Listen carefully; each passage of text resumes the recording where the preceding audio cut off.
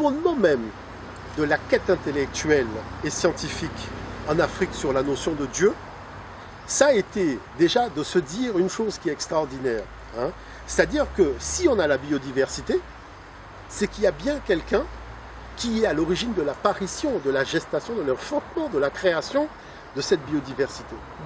Maintenant, la question c'est, est-ce qu'il y a eu plusieurs personnes, donc plusieurs êtres supérieurs, qui ont chacun créé un élément, c'est-à-dire est-ce qu'il y a eu un dieu pour les cocotiers, un dieu pour les manguiers, ou est-ce qu'il y a eu un seul être qui a conçu la totalité de la création? Et en faisant une analyse scientifique, ils se sont rendus compte qu'en fait, il y avait un seul être à l'origine de tout. Mais la nature de cet être, c'est que chaque fois qu'il a créé quelque chose, la chose a préexisté à son existence. Ça veut dire quoi? C'est-à-dire qu'on insiste beaucoup sur le fait que Dieu a créé l'homme. Mais ce n'est pas ça qui est important. L'homme a préexisté à lui-même. Ça veut dire quoi? Ça veut dire que Dieu a créé les conditions préexistentielles de l'humanité avant d'engendrer l'humanité. Et c'est ça qui fait la particularité du discours sur Dieu dans le cadre de la cosmothéologie africaine. Donc tout de suite, non seulement ils voient qu'il y a un Dieu unique, ils disent que le soleil, c'est-à-dire la lumière, est la manifestation de la présence, c'est-à-dire ce n'est pas le Dieu, mais c'est sa manifestation. Or, il y a un seul soleil dans le ciel. Donc, deuxième information, on a Midou Netcher, c'est-à-dire les paroles de Dieu, puisque Netcher n'est pas au pluriel. Et troisièmement, on voit les rois qui sont dits Sarah, c'est-à-dire fils de Dieu, noter leur nom dans un cartouche, qui est le chêne, et on vous dit que le chêne représente l'univers. Donc c'est un cercle, d'accord? C'est un cercle. Et le nom du roi est inscrit au centre du cercle. Moi, je pose une question. Quand on fait un cercle, il y a combien de centres? C'est-à-dire combien de centres qu'il y a dans un cercle? Il n'y en a qu'un seul. Hein? Donc à partir de là, on voit bien que les choses sont scellées. C'est-à-dire que la notion d'un Dieu unique qu'ils ont appelé Wa, Wa c'est le chiffre 1 en mathématiques, quand on parle de Midou Netcher, donc de l'égyptien ancien. Wa, les anciens ont été jusqu'à appeler Dieu Wa, c'est-à-dire l'unique. Et quand ils ont dit dans les textes que votre Dieu est le Dieu unique, il n'y en a nul autre mis à part lui, c'est une information qu'on retrouve dans plusieurs textes sur papyrus, qu'on retrouve par exemple dans l'hymne d'Akhenaton qu'il a fait à Aton, donc c'est-à-dire la manifestation de la présence de Dieu qu'il a appelé Aton, mais qu'on va retrouver dans la Bible, dans Marc et qu'on va retrouver dans le Coran. Donc on voit bien que l'information qui a été conçue dans le cadre d'une réflexion spirituelle africaine, cette information a servi de base à la réflexion des autres types de spiritualité, et ces autres types de spiritualité disent elles-mêmes qu'elles se sont nourries, c'est-à-dire que le lait, le sein de la maman africaine, ben c'est ce lait-là qui sont venus téter. Et c'est comme ça qu'on dit que Moïse a été initié par Pharaon à la connaissance du divin. C'est-à-dire qu'il est venu téter la substance spirituelle de l'Afrique.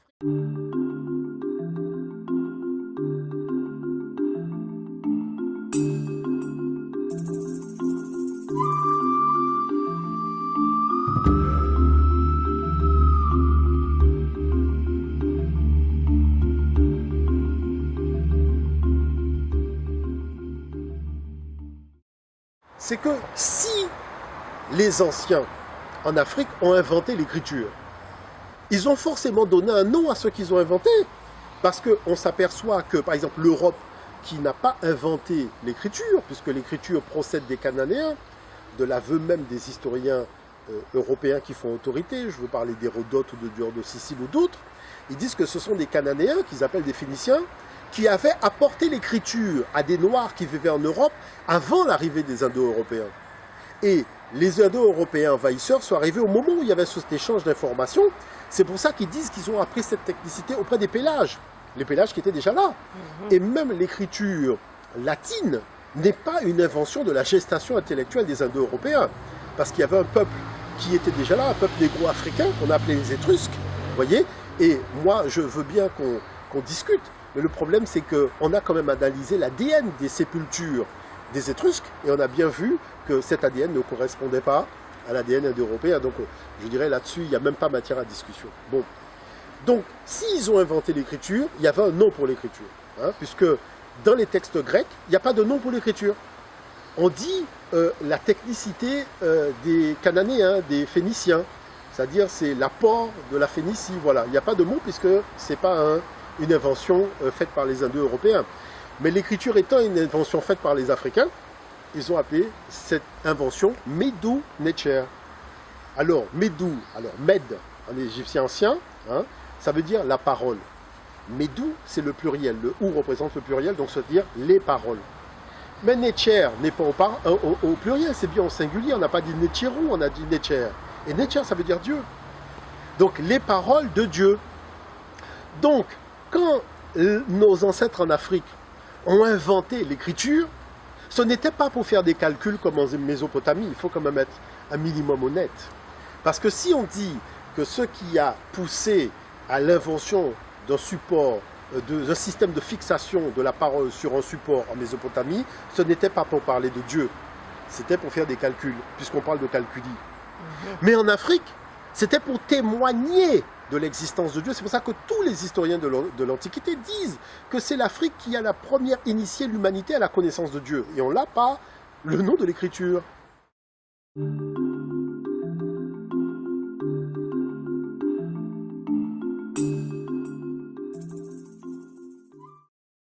Voilà que les Grecs arrivent en Afrique et découvrent des textes sacrés sur papyrus qu'ils vont appeler Biblus. Parce qu'il y a quand même des choses extraordinaires. Tout le monde a un dictionnaire. Il y a ce qu'on appelle l'étymologie, donc les dictionnaires étymologiques. N'importe qui prend un dictionnaire d'étymologie, qui va regarder le mot Bible, la définition et l'étymologie du mot Bible, se retrouve transposé directement en Afrique avec la notion de texte sacré sur papyrus. Alors la chose c'est quoi? C'est-à-dire qu'on vous dit écorce de papyrus, c'est-à-dire Biblus, ça provient de l'utilisation des écorces de papyrus. Il faut arrêter de nous raconter des histoires.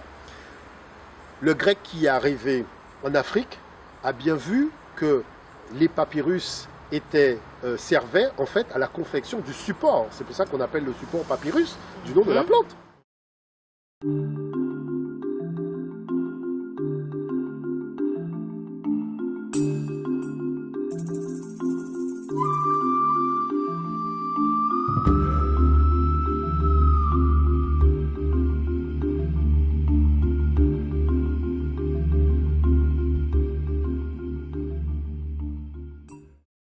Donc, la question c'est, est-ce que l'ancêtre africain s'est trompé en définissant l'écriture comme une parole? Non, il a raison. Il a voulu simplement fixer définitivement la parole de Dieu. D'où le fait qu'il est appelé, c'est pas le fait d'avoir fixé qui est important, c'est qui a produit l'information et quelle était la nature de cette information. C'est pour ça qu'il l'a appelé Medu Necher, c'est-à-dire les paroles de Dieu. Et ça, c'est important d'arriver à comprendre ça.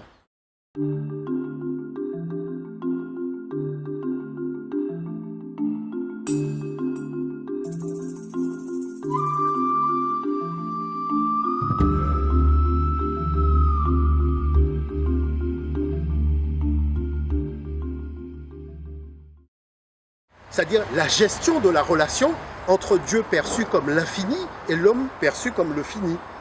Et si le fini représente la matière, est-ce que le fini peut avoir une discussion avec l'infini? Non.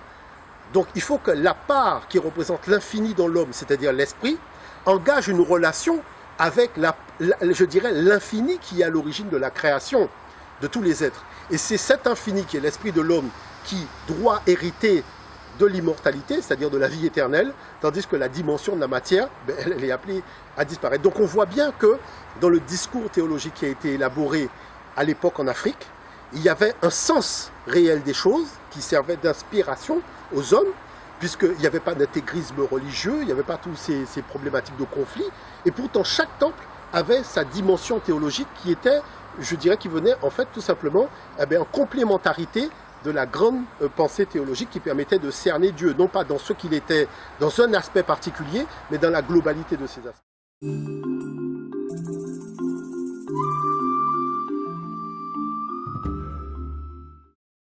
Si on prend par exemple le dossier spécial du monde des religions sur la thématique qui a écrit la Bible, tout le dossier vous dit que la notion de vie éternelle, c'est ça le paradoxe. C'est-à-dire que la notion de vie éternelle, la notion de paradis, la notion de ressusciter d'entre les morts, avant le contact avec l'Afrique, personne n'avait cette information. C'est pour ça que, ayant reçu cette information, l'Occident a fait quelque chose qui dépasse l'entendement, c'est le Nouveau Testament. C'est-à-dire Dieu a un Ancien Testament, un Testament du milieu, un Testament de la fin. C'est-à-dire que, on va où là? Dieu, quand il a créé l'univers, il n'y a pas eu deux Big Bang. Il n'y a pas eu l'ancien Big Bang et le nouveau Big Bang. Il y a eu un seul Big Bang.